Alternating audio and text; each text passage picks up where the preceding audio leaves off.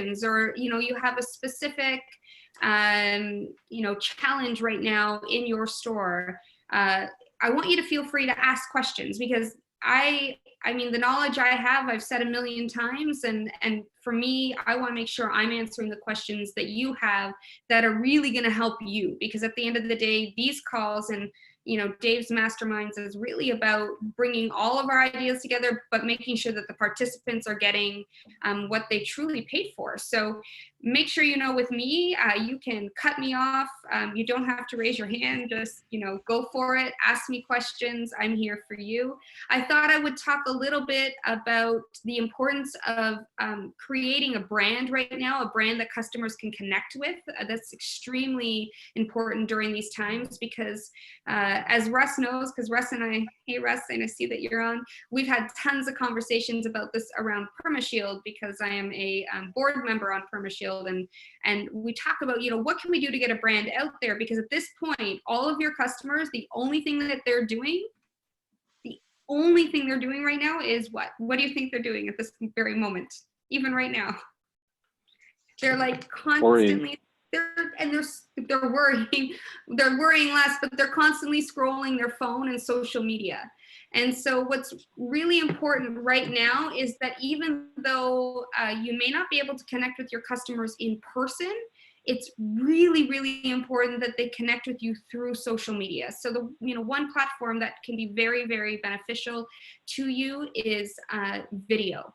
And making sure that you're getting out on Facebook, that you're getting out on Instagram, that you're doing lives, that, you know, you're showing that you're going through the same struggle that they're going through, and that you're going to be here to serve them even after the fact. And the reason why creating these connections are so important right now is because when all of this, and I like to call this our temporary new normal, when all of this goes back to the way it was, our existing normal, the customers are going to think of you first. So it's going to be really important that you create those connections, and not just connections on, you know, getting your car serviced or purchasing a vehicle. You need to create real connections, like emotional connections. Because if you don't create those emotional connections and show that you care for them, they are going to keep scrolling, and they're not going to think of you when they're ready to get back into the regular swing of things. Creating that emotional connection is extremely important. So if you are calling your customers, or you're getting online and you're going to do a video, or you're doing social posts for your business, don't do it about what you need, make it about them. Become servant leaders, really, in a way, but becoming really about the customer, what they're going through, how you can help them, and also that you care. It's really important that you show that you care. So that's my very first tip.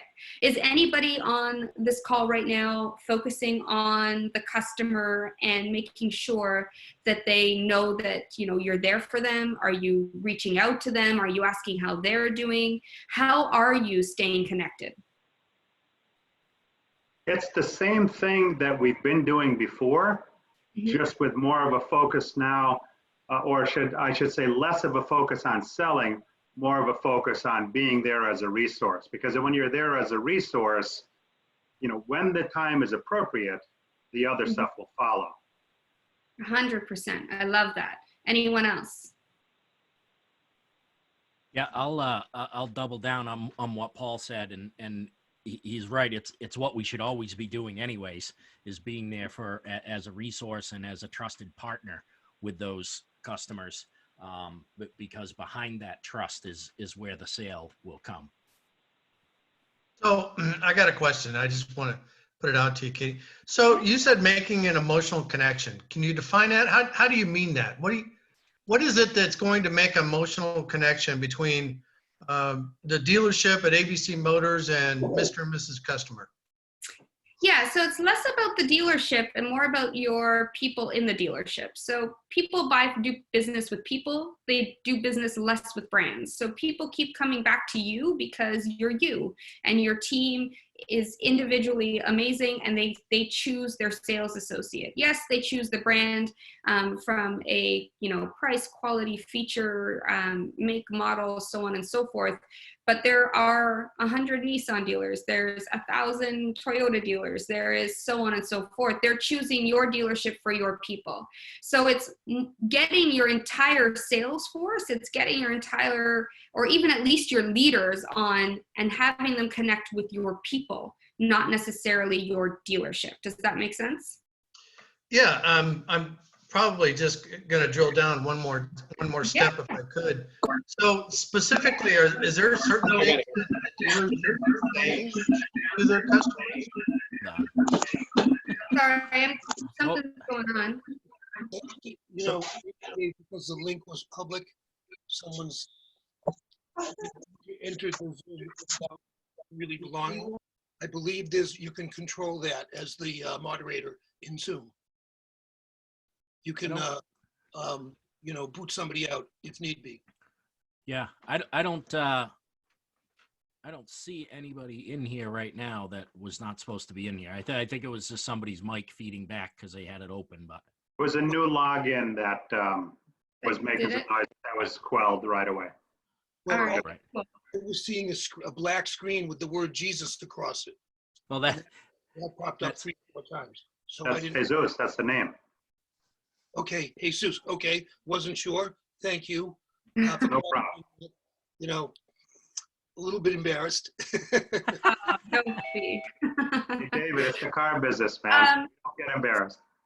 So back to the question is Leonard, yes, please. can you, I mean, look, we've all been around this business for a long time. We've all talked to a lot of customers, but I think that dealerships in general and dealership personnel, that we struggle with making a connection because we're always talking about business. And this is our business. We're fixing people, we're fixing their cars. But if I'm that person where I'm just fixing things all the time, that does not necessarily make me a good person to reach out to people and to broadcast a message that's welcoming, that we value you, that, you know, you're our customers. So my question is more directed toward how do we drill that down for these guys and say, this is what you should be saying to your customers in order to get that message out. You know, what's the right way to do that?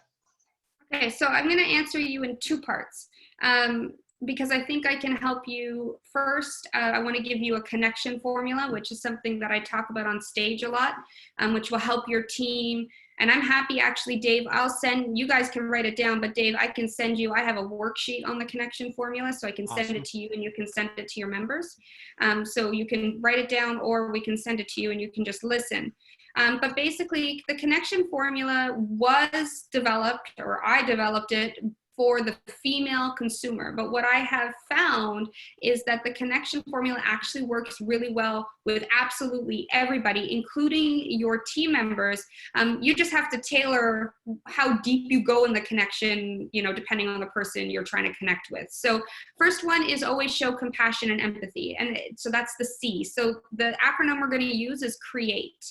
And the C is showing compassion and empathy. And at a time like this, every single conversation, every single interaction, every email, every social media post should be starting with compassion and empathy.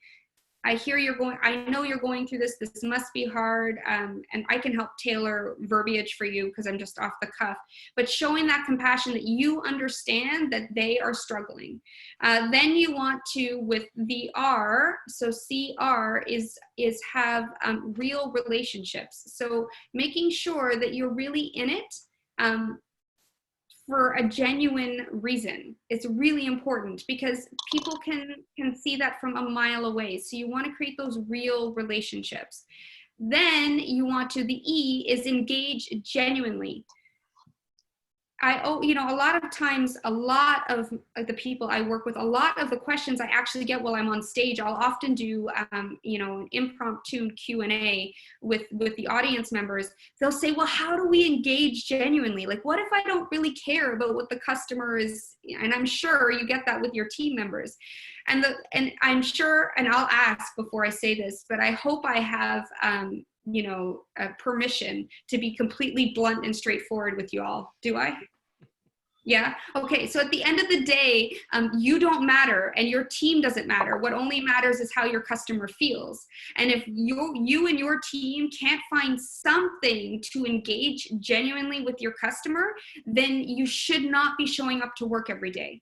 Because each and every one of you on the call right now, each one and every one of your teams, whether you are only dropped by 20% or you're dropped by 80%, I mean, those who are dropping by 20%, you're really feeling the pinch of what your customers bring to the table. Without your customers, you have no business. You have no lights on, you have no roof over your head, you're not feeding your team members, you're not putting food on the table.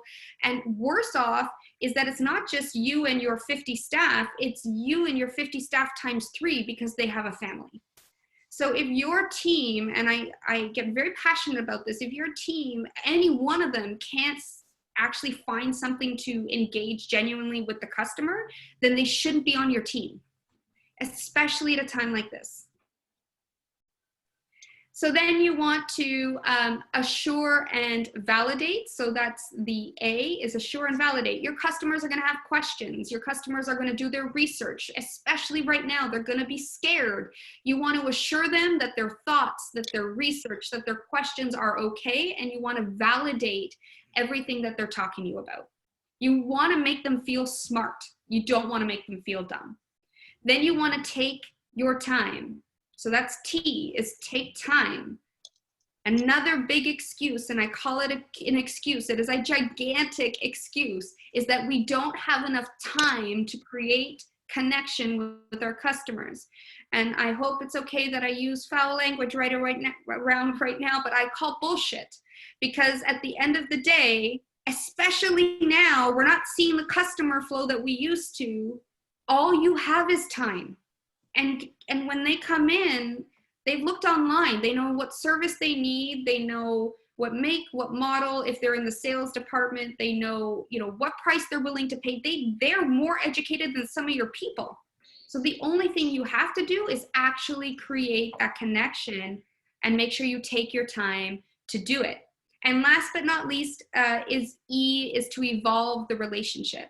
So you want to make sure you're constantly evolving the relationship. Just because they've come in to get their service done, just because they've come in to inquire about a vehicle, doesn't mean the relationship is over there. That's actually where a lot of people drop the ball, is they think, okay, they've paid me the $150 to get their service done that they need, and I don't need to talk to them anymore. Where you create the real connection, and this is going back, Leonard, to your original question, is in the in-between visits and evolving the relationship. Because where people were a week ago, 2 weeks ago, 3 weeks ago, is not where they are today. And if we did our job, if we evolved our relationship as time progressed, we wouldn't have to worry today, because we'd have a steady flow of trusting customers who are going to be willing to refer when all of this mess goes away. But if we're not willing to do the work once they leave our doors, then they will be fence sitters. There's this quote out there that says that satisfied customers are worthless. You have to create emotional connections, because satisfaction means fence sitters, which means if somebody else down the street offers a better price, they're going there. But if they're emotionally connected to you, they're not going to go anywhere else, because they trust you. And trust is really hard to earn. And it's hard to give. And so as a customer, creating that connection is extremely important. And using that formula, which I'll send to Dave, and he can send it out to everyone here, and you can do a huddle around it, is vital right now. Like, we should be doing it always, but it's vital right now. Does that answer part of your question, Leonard? Awesome. Okay, so the second part to your question, though, is, how do you get somebody that's not engaged actually go out and do a social media post that shows, genuine interest? Well, if they want a paycheck, the customer is the one that's going to give it to them. So again, if they're not, able to engage genuinely, they shouldn't be on your team. They should be the first person you lay off. But you have to assess right now, all your team members, who's engaging with your customers genuinely, who's creating those connections. Those are the ones that need to stay. And they need to know that that's the benchmark, because your customers are going to come back for that. But when you do create social media posts, I love using the formula of why, how, what. And what that means is, why is it important? And not why is it important from a sales perspective, Leonard, like you're talking about. Not why is it important from a transactional, transactional perspective, but why is it important that you are reaching out to them? Like from the heart, from the emotional center. Then how are you going to help them? And then the result. What's the result that's going to help them? And that's how all your messaging really should be done. And if you give that formula to your team, it'll really help you boost the emotional connection, because you're leading with your heart and you're ending with the results. Does that make sense? It does. Katie, Dave Miller, Dave, I'll unmute you here. Dave Miller has something to add on this. Okay, cool. So Katie, first, I just want to say to everybody, I agree with everything you've just said wholeheartedly. I have a little bit different perspective because I have worked as a service manager and I've trained advisors, but I've spent most of my career as a vendor. I work in a consulting function now, but I've been in, over 1,000 stores, and I've worked for some really smart people. And the truth of the matter is, people can get service anywhere. Mm-hmm. We could talk about this for hours. I'm going to cut to the chase. So Leonard and some of you other folks, and I'm sure Katie has a long list of these things too, how do you get from the concept to the practical behaviors? Mm-hmm. So if you wanted, for example, if you went on John DeJulius's blog, you'd get a great idea every day. Read his very short book, it'll blow your mind, called Secret Service. It's just, and then I'm going to send Dave Ritz-Carlton's, Rules for Behavior. And it starts with your ladies and gentlemen working with ladies and gentlemen. Serving ladies and gentlemen. Mm-hmm. We are guests in our home. Yeah. And so, there's the conceptual and then there's the actual things. And that's where, it's everything from greeting people, that 7-foot rule, thanking them. Yeah. In the group that I'm in now, we're spending about 5 hours a day on Zoom talking about this and sharing ideas and looking for opinions. Everyone's thinking about, what am I going to do now? Mm-hmm. What am I going to do later? Mm-hmm.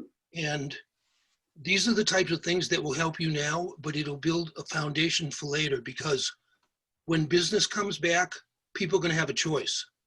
And I'm not sure if you said it or I heard it earlier today, you want to do the right things now so that there's no question you're the choice. Yeah. It's just showing that you care, greeting people by name, putting notes in CRM so you can, ask about the dog or, make a call. All of your folks have customers that are kind of their customers on one level. How you doing? Boy, it's really been a challenge for us. Everybody in my world appreciates that right now. A text, a call. My wife just got off the phone for an hour with her sister. Mm-hmm. So you can execute this in the business just by looking at it a little differently. For sure. So you want to know a fun fact about me? I was John DeJulius's very first female consultant and very first independent consultant. Now that you mention it, I think I remember it. I hope I'm not, contradicting your train of thought. No, but I love it because I love that you bring it up, and I think it's fabulous. And that's really where my foundational of learning on customer service came. And from John himself, he's a mentor of mine, and he's somebody I talk to on a regular basis. And you couldn't be more right. And so if everybody does pick up that book, Secret Service, or What's the Secret is good as well. It is phenomenal. Another really good book is Excellence Wins, and it is the new Ritz-Carlton book written by the co-founder of Ritz-Carlton. That gives really the complete outline of how Ritz-Carlton, so you talk about the actual execution, how they do it, but it's not that hard. And so if we want to go into actual practical execution, so now I've given you this creation formula. How do we get our team to actually do it? We have to start talking about it. And so your huddles that you have on a daily, sometimes multi-times a day basis is what's going to get this to stick. That and storytelling. storytelling is huge. You know, get your team to look outside the industry and talk about great experiences that they've had outside the industry and what best practices they can bring inside the industry, because your customers are not expecting it. Those huddles, though, those daily 5-minute conversations are really what's going to set the tone for the dealership and for your customers. And it's extremely important. Repetition is key. Storytelling allows everybody within your dealership to actually have a shared experience. And it allows them to really feel emotionally what's happened in their life, and be able to, in the person who's telling the story's life, and how they can take from that and actually action it. There was a group of psychologists that did a study, and it was actually said that by the age of 16, this is actually pretty scary, by the age of 16, it is near to impossible to make or break your habits. By the age of 16. So what does that mean? That means, you know what, when they come to you, that's how they are. That's how your team is, unless they experience an emotional event. So we are actually driven, we're emotional creatures. We are driven by our limbic brains. And our limbic brains are our emotional and memory hub of our brain. And we are driven by that, more so than driven by facts and figures. And if you actually want your team to move into action, you've got to hit them emotionally. And one of the best and quickest way to do that is through storytelling, and through storytelling on a consistent cadence. And that's what, you know, John talks a lot. Actually, I've developed a lot of his, is anybody familiar with Celebrity Cruises? They were a client of mine for a long time. Try executing a guest experience for 26,000 employees across the world consistently. It's hard. So a lot of the systems that I've put into place, John has actually adopted, and now he uses with his clients, and Celebrity Cruises uses. Now, if we want to talk about practicality in terms of, you know, I heard you say, you know, the 7-foot rule, greeting. I had the opportunity to work with Forbes Travel Guide. Is anybody familiar with Forbes Travel Guide? I see some no? Okay, so Forbes Travel Guide is like the real assessor of 5, 4, and 3-star properties. You know, I know we see it on Google and Yelp and TripAdvisor, but if you actually Google Forbes Travel Guide, you'll go on and see the actual 5-star properties of the world, which I think there's only about 234 in the entire world. Now, the reason I share this with you is because I had the opportunity to work with them and actually take a look at their entire 960 data point sheet that awards a property, a spa, or a restaurant a 5-star. And I've gone and adopted that. Actually, the first one I've done is for the service drive. So, you know what, as my gift, do you all want that? I haven't put it out there in the world. You would be the first person to get it. Yeah, you want it? Okay. Absolutely. So Dave, I now owe you the creation formula, and I owe you the 5-star experience data set. And you can use that to train your team. So I'll send that to you. That's actually part of my 5-star certification, online certification, but I'm going to give it to you all so that you can have it.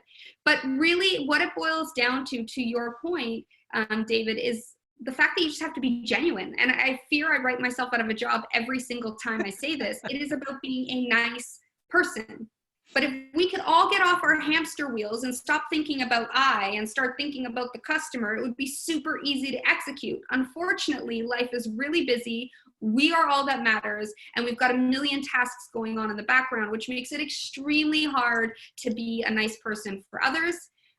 That gives me a job. It's wonderful from that point of view, but it's not so great for our customers. So even from a Forbes perspective, it is really about being anticipatory. So anticipating your customers' needs. It's about collecting what I like to call golden nuggets. So David, you talk about making notes in your CRM. John calls it Ford, you know, family, occupation, recreation, and dreams. I like to call it collecting the golden nuggets, because our favorite person to talk about is us. And if you listen long enough, your customers will tell you everything you need to know. And I make it simpler than Ford. I like to just say, hey, collect anything that they'll give you that you can use. So it's a little easier to digest. But then when you get that information, you want to use it to anticipate their needs. You want your customer not to have to think. And then John talks about, the DeJulius group talks about delivering the +1, or sorry, going above and beyond. I talk about delivering the +1. So it's how do you anticipate their needs and deliver the +1. I've told this story many times, and some of you may have already heard it, but I flew to Singapore about, I guess it wasn't this February, it was last February, and I was boarding a ship, and unfortunately, it's an occupational hazard for me, but I do not sleep on airplanes. It was a 29-hour flight. So I arrived at the shipyard to get onto the ship, completely exhausted, got into my stateroom, put on my pajamas, closed the blackout blinds, got into my bed, and 5 minutes later, my phone rang. Mrs. Maris, yes, we need your passport at documentation. Oh, I just got in, I'm exhausted, I haven't slept in like over 24 hours, I have a headache, is there any way I can bring it to you tomorrow? Unfortunately, Mrs. Maris, we need you to bring it down because the ship can't leave the yard unless we have your passport. I take another sigh, and she goes, you know what? Hold on, I will come and get it from you. Wonderful, because if I had to go actually drop off the passport, I would have had to, because they're a client, I would have had to gotten dressed, got out of my pajamas, put some makeup on, walk all the way down to the documentation just to walk all the way back. So 5 minutes later, she knocks on the doors, which, by the way, that I will come to you is anticipating my needs, okay? So that's the first example of anticipating my needs. I open my stateroom door and I hand her my passport. Can anybody guess what she handed me? Anybody? Oh, you're all on mute. There. How about you, Dave? What do you think she handed me? This is unfair. I already heard the story. I know. I Anyone was going else? to guess a mint. A mint. Okay, that's one guess. Anyway, and everyone's muted. But anyone else? David. Well, I've heard your story before, but I remember what was handed to you were things that you would have asked for if you weren't so tired. Right, exactly. So they actually handed me Tylenol, aspirin, and a bottle of water. So they anticipated my needs. I gave them the one piece of information I gave them, well, two, I was tired, so they came to me, and I had a headache. And so they listened to that. It cost them next to nothing, and they anticipated my needs. So it's really easy if we actually listen and pay attention to our customers to collect those golden nuggets and create that connection and anticipate their needs and actually personalize that experience to a level they wouldn't expect. And it doesn't have to cost a lot. It doesn't. And everyone can stock aspirin. And right now, people who are coming in, if they're waiting in your waiting room, do you have masks? Do you have gloves? Do you have those things that are, going to put them at ease?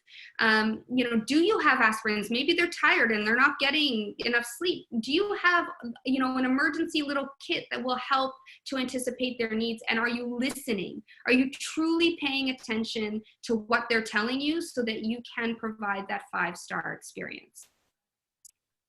Whew, that was a bit of a rant. I hope you all found that useful. But it is, when we talk about practical how-to right now, if you do nothing else over the next few weeks, meet with your team. Yes, practice social distancing. Have the huddle leader and everybody spread out into a room or amongst the showroom floor. But meet with them on a daily basis. And don't talk about your results. And I know you think I'm nuts, because in the car business, all we do is talk about results. We talk about the number of vehicles we need to sell. Why haven't we sold them? It's almost month end. Our dollars per RO. How many customers are we converting? So on and so forth. Change it up. Talk about how you're going to make the customer feel, because the results. And I'm going to go back to the why, how, what. Your what will always happen. That's your results. If you drive from the heart and focus on how to get your results, the results are bound to happen. If you focus on the results and you don't give them the how, you're never going to get the results. You're literally going to you might as well beat your head against a brick wall, because they're not going to happen. But focus on being genuine. Focus on how you can create connection. Share that. I mean, the create connection is a whole week's worth of huddles. That connection formula. Then you take the, which I'm going to share with you, that 5-star experience data set. Go through that with them. That's another week or 2 of huddles, and do it in bite-sized pieces. The one thing Ritz-Carlton does really, really well, they have their Credo card, which has 24 standards on it. 24, that's it for the entire organization.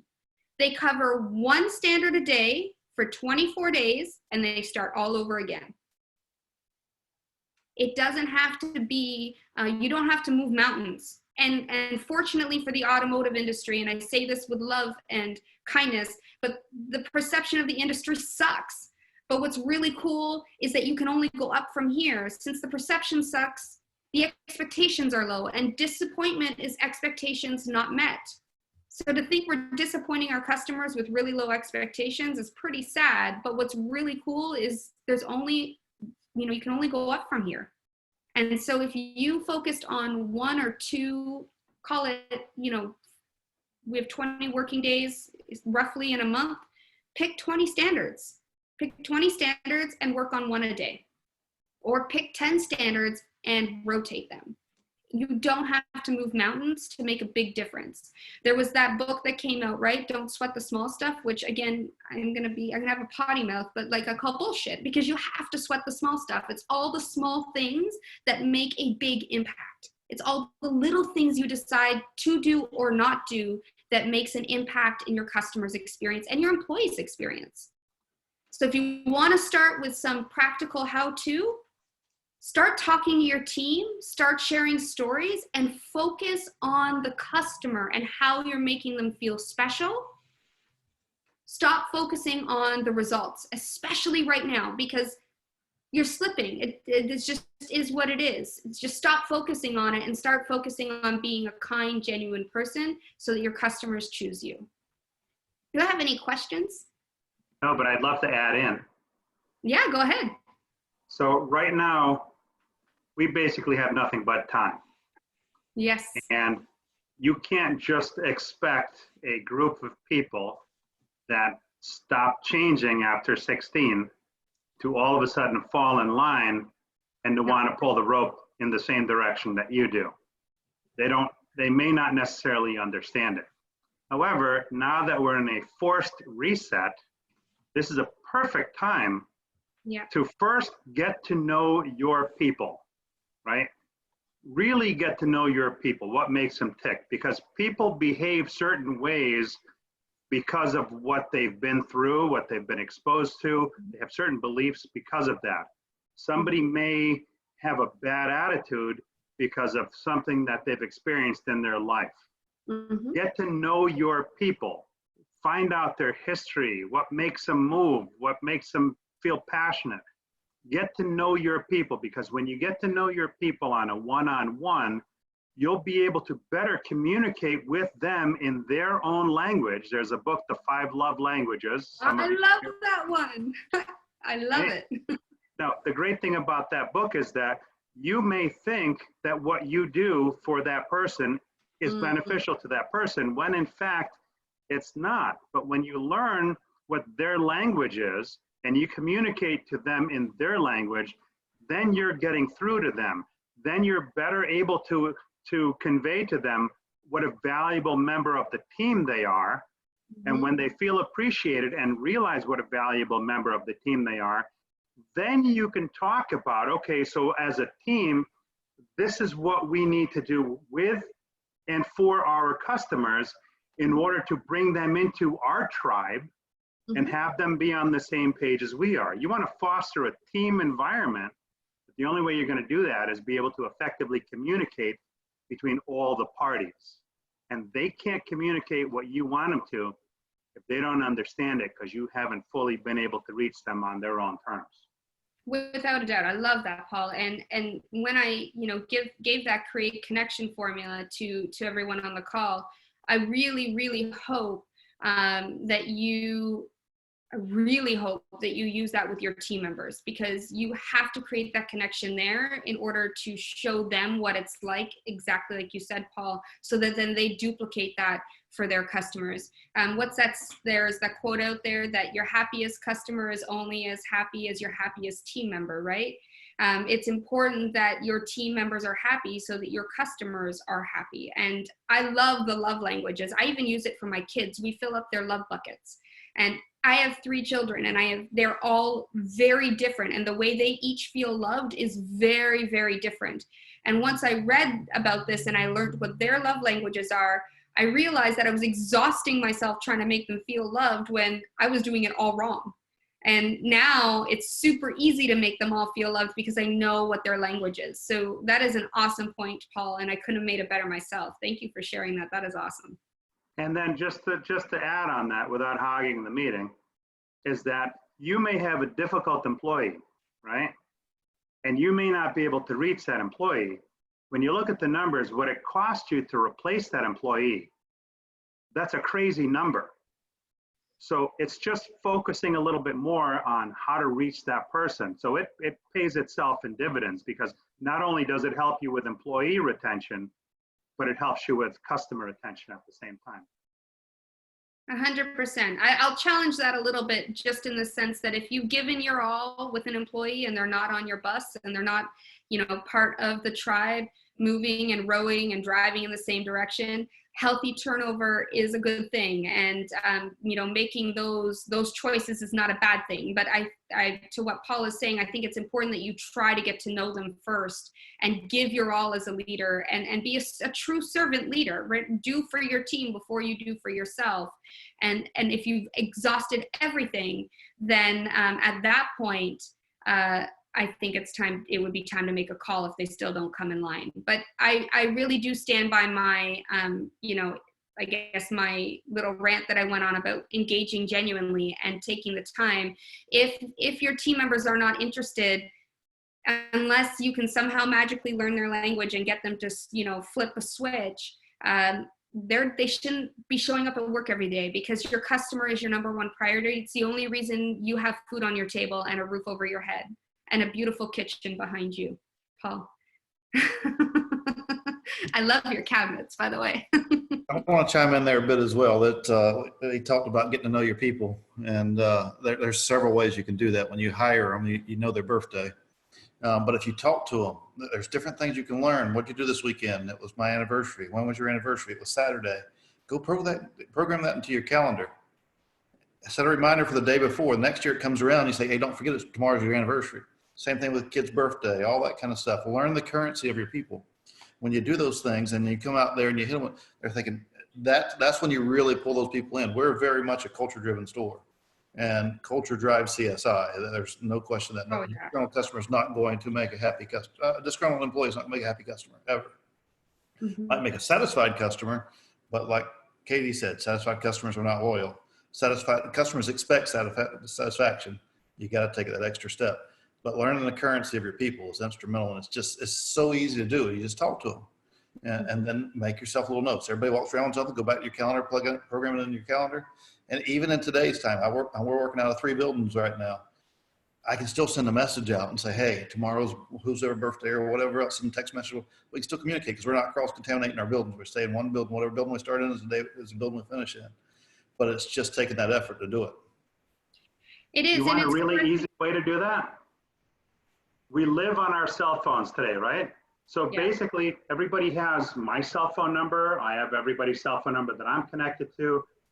Each contact has a note section, right? I do. My mother-in-law, when my wife and I first got together, in her contact, Whopper Jr. with senior fries and a small Coke. That was her thing. I couldn't always remember that, but you know what? I put it in the contact section. So when there's a special thing that happens, oh, how was your weekend? Oh, I went fishing today. Caught a bass this big, right? Very easy. Just go into contact, make a little note. And after a while, you'll get to know these people better because you're seeing the notes as you're communicating with them. Absolutely. And you're making the effort to write it down. So it's one thing to process it. It's another to actually move it from head I mean, it's not penmanship, but from head through thumb. And so I do that as well. I think it's a great tip, Paul. I just see that there's Russ, you said here on your comments, on your chat, what would a huddle example be, from Dave and Ed. If you all want here, I'm happy to share it with you as well. I have a huddle by design I use with dealerships when I launch my programs. Would you all like to see what a huddle looks like? Yeah, okay, so I'll share that out with you as well. Okay, perfect. I'll do a filled out one, and then I'll do sort of a blank template so that you guys can decide whether or not you want to use it.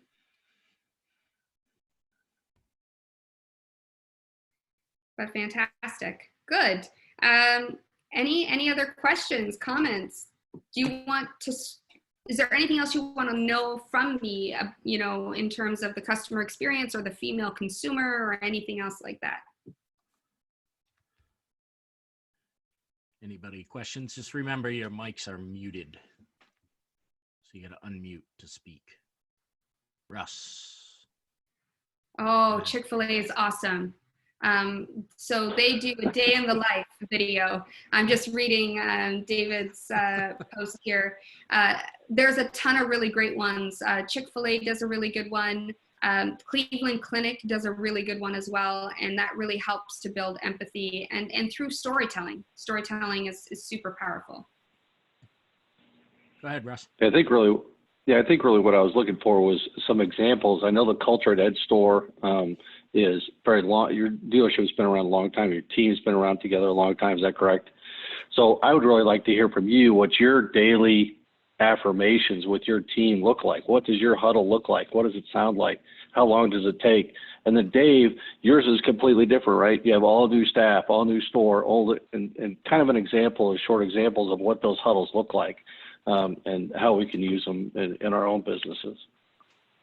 So unfortunately, my huddles world is turned upside down right now because I can only go in one building a day. But typically every single morning, we have a quick huddle first thing in the morning with my technicians. And that is it's really a roll call. But for them, it's informative. But for me, it's to make sure that they're on time and they're ready to work, because we start at 7, blah, blah, blah. So it's a quick roll call, but then we're giving them information of what happened the day before, the hours that we produced, whatever else, opportunities that's in front of us, whether a new recall came out or parts came in for a recall. We do it. I don't do it every day with advisors. I do it weekly with advisors. It's every Thursday morning. But currently, over the last 3 weeks, we haven't done any of those. And that drives me crazy because I'm wired that way. I'm wired to communicate with them. And so this has turned my world upside down on that. But it's just about keeping everybody informed and then letting them have the opportunity to ask questions. And because when they can give that input, they buy in more. Yeah, absolutely. Perfect. Sorry, if I can chime in on that, I think it's super important that that we do that, but that we give them an opportunity to ask questions and talk about the previous day. One thing once upon a time in my past life, I worked heavily in the dental industry, and you'd actually be surprised how similar dental and auto is. It's just teeth and cars, but the way a practice is run is very similar to the way a dealership is run. And one thing that we would do is what we call chart audits. And so the night before, we would look at our next day to see our incoming patients. And so this is something that's really good for service, is who's our incoming patients. Our cars are our patients along with our customers. Their mom is the customer, right? Their mom, their dad, the parent is the customer. So we would look at that, and through that, we would then pull out those golden nuggets from the CRM. And on that huddle that morning, we would say, hey, Mrs. Smith is coming in. She just had an anniversary, or Mr. I'm coming up with last names. Mr. Foy's coming in, and he just got divorced, so don't mention the wife. And Mrs. whatever it is. Look at Paul's face. I'm just saying is that it allows you to share golden nuggets with your team in that moment. So when your advisors go out to service these customers, they're already preempted and prepped with the information they need to be successful. The other thing I'll share with you, and I don't know that I have permission, but I've done a lot of work with the Young Automotive Group in Utah. And they have, I'm here and I'm going to put it up at the screen, but they have what they call YAG. And it's just, you know, the Young Automotive Group. Are you YAG? That's their thing. Do you show the values, kind of like a credo card? Do you live these values, which are trust and loyalty, work together, rise together, show gratitude, engage and support, and value? And then they have their, you know, their promise on the back of it, which is, we take pride in delivering an exceptional customer experience while generating a fiercely loyal following that loves to think young. And so having something like this and having, you know, sort of that culture and that mantra really helps to build what we're talking about. And in a time like this, if it's slow, do a workshop, like get your team members to start talking about what is your brand all about? What do you represent? You know, when we hit the ground running in a few weeks or a few months, when everything gets back to normal, what are we going to stand for? And use that downtime to build this stuff to help actually with the how and the execution. All right, Russ, you put me on the spot here. So my huddles definitely look different than what Ed's do right now. Because I've got, as I guess everybody knows, brand new advisors. My most experienced advisor, who used to be a tech, is now the person that got laid off from the advisors on the desk. So, two advisors were laid off, 2 were kept. So I've now got 2 advisors, both with a little over a month experience. At the desk with myself and the manager. I've moved my desk out to one of the empty advisors' desks and work up front with them now. My daily huddles with them are not actual huddles, but more throughout the day, because I'm there sitting right next to them, working with them. As far as technicians go, the technicians right now, I do all individual meetings with them. I've only had two group meetings with the technicians when I first got there to basically lay out the vision that I believe you have to have a big enough vision so that everybody else's vision can fit inside that vision, whatever their vision is for their life, that we have a larger vision that theirs can fit within, so that they feel that they are part of the organization. Right now, I am in the learning phase for every one of those guys out in that shop in parts. I'm talking to them every day, all day, and learning those things. Ed, the birthday thing, my Google Calendar is so filled up with stuff, and it works. All that stuff I know works. I have guys that I worked with 10 years ago that still text me to see how things are going and to ask questions and things. There is no doubt that making that connection with your people and that kind of foo-foo stuff, not the all business all the time. Yes, we have a job to get done. Yes, we have metrics that we need to meet, but it doesn't have to dehumanize the business and what we're doing. So to a short answer to your question, Russ, is a formal huddle I do not have right now. I will get there with them, but I need to know them individually before I try to have those group conversations. Unfortunately, the other group conversation was about the hourly techs that I had also had to lay off. So I got everybody together to let them know who it was that had already been let go. I did that separately, obviously, but so those were my only 2 group huddles with everybody, was to lay out a vision and the unfortunate event of laying people off because of this rotten thing. Well, So there's an upside to that too, I think. Sorry to cut you off there, Dave. Go ahead. Mm-hmm. Go ahead, Ed. No, I'm good. There's an upside to that. And yes, it sucks when you got to lay people off, and we're trying our best not to lay anybody off through this, but it is your opportunity to rebuild and make it what you want it to be on the flip side of this. And so some of these guys you are already on the fence with, and But it's our opportunity to take something and run with it. And it sucks that we're going through this, but we got to come out on the other side stronger. And we got to do that by making the right decisions with the personnel that we bring back on. We hire on 3 C's: character, competency, and chemistry. You got to be able to fit in. You got to be a good person. I can teach the competency. If you don't have the other 2, I'm sorry, you don't fit in here. And Right. This is the time right now that you get a chance to cleanse some of that. Unfortunately, it's a bad circumstance that you do, but it's your opportunity to freshen up the place a bit. Yeah, I absolutely agree with that, Ed. It's not something any of us enjoy doing in this business, but in any business, if you like letting people go, you need to step back and examine yourself. Exactly. There's a really funny Cheers episode about when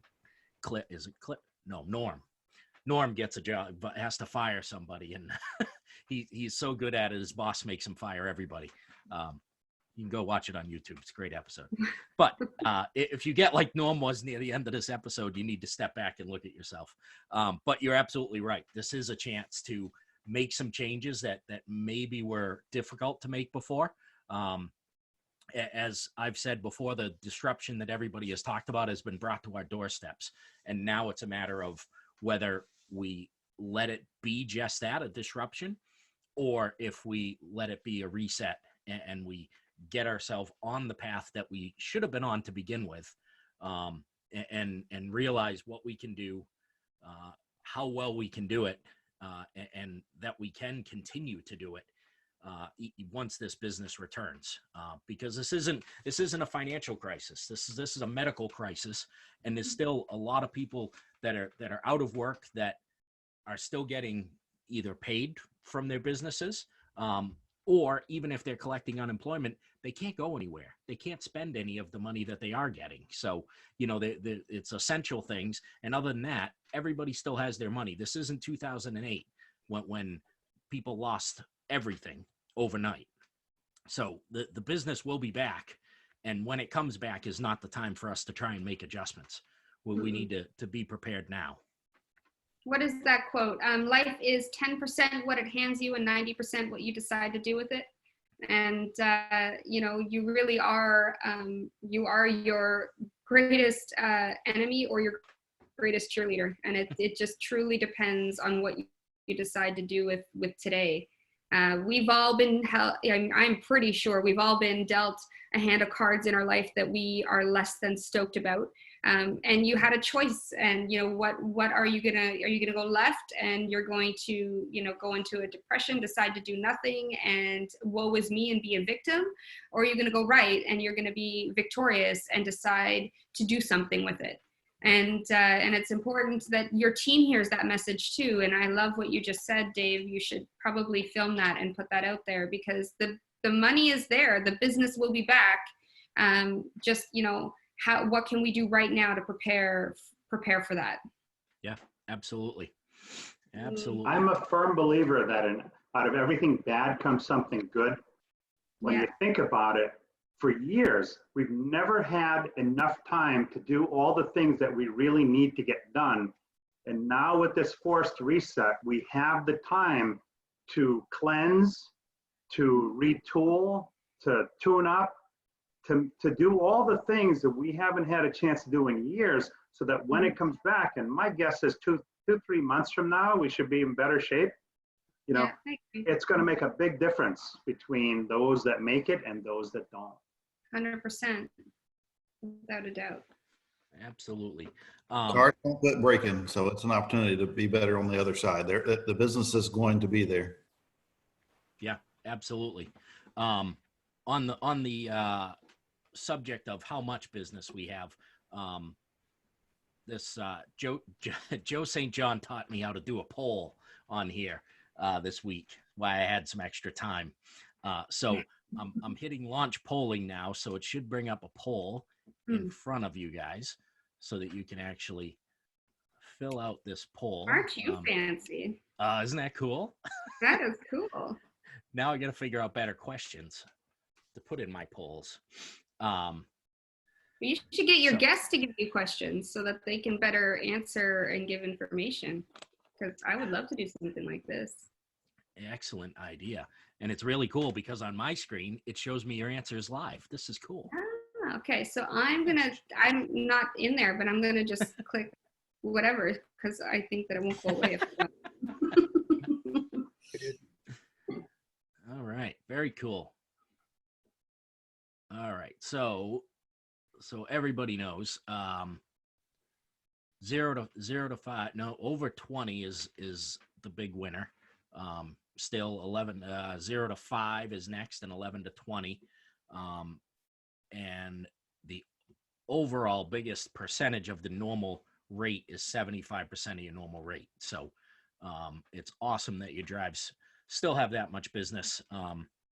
For those of you that weren't here when we started this, I told Ed, mine's flipped on that. I'm about 20% of the business. So 20% of the business and 50% of the time open. So we're filling in with a lot of other things. And Recall Masters was nice enough to send us a report with some recalls in our area, because we don't have Recall Masters in our store. So we're out there chasing that business and things to keep the techs busy. The good news is efficiency is way up for these That's guys. awesome. Always something positive, and you can build on. Yeah, it's amazing how much better they've gotten at getting work done when they know that they're leaving at 1 o'clock. So that may be the new schedule. I may run 2 shifts from 7 to 5, 7 to 1, and then 1 to 6. We'll see. Dave, you say joke, but out of some of the improvisations and makeups and make-dos that we figure out in this time, will serve us, not necessarily that one, to be better down the road. That's really just how you have to look at it. However good you were 3 weeks ago, there's going to be an opportunity. We have a place to work through. You know, do what you need to do to position yourself, figure it out, and commit to it. And you know, there'll be people coming out of this strongly and not so strong. It's a choice and a commitment. It is. You're right. And with that, I did mention somewhere on a post on LinkedIn, I believe, that I would give anybody who joined this call access to my Friday mastermind calls, which is really only reserved for my customer experience certification members. But I did mention that. So as part of that email of the resources that I'm going to share with you, I will share the link to the Zoom call, and they are on Fridays at 9 a.m. Eastern. And we will troubleshoot through customer experience, obstacles, challenges. We'll share best practices. And really, I've put those mastermind calls in place because due to this lovely quarantine, I can no longer film the videos that need to go onto my online course.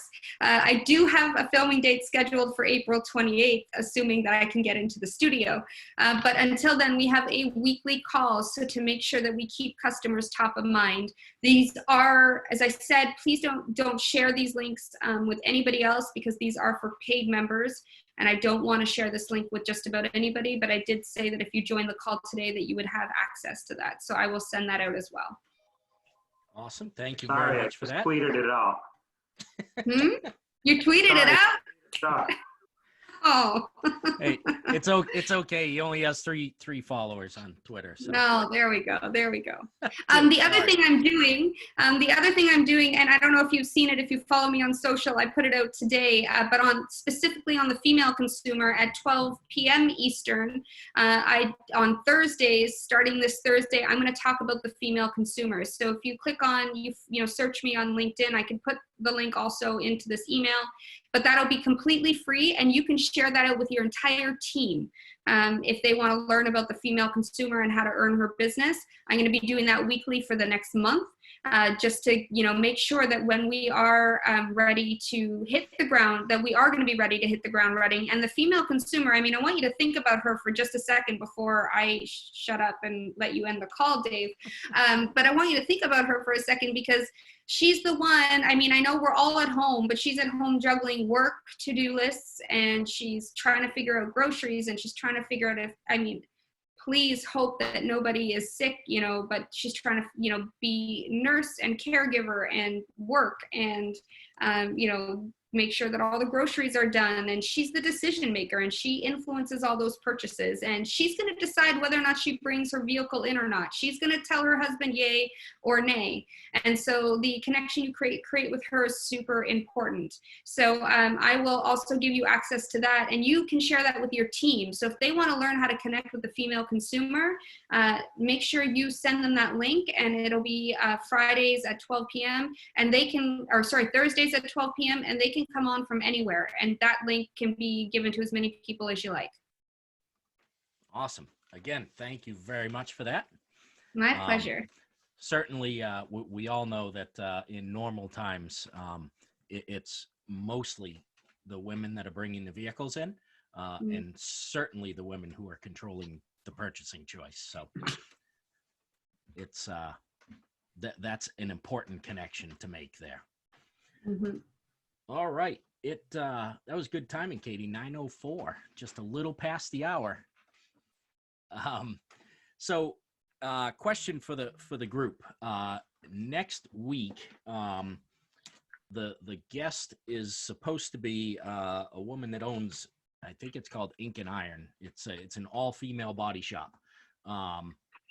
Do you wish me to still have her come on, or reschedule her and continue the Staying Profitable series, or see how this horrendous week goes? Any thoughts? I don't think a whole lot's going to change in the next week, and I think this is a time where everybody needs help on thinking outside the box. And body shops, in my opinion, with less traffic out there on the road, that's where the less traffic's going to be. It's less traffic, less crashes.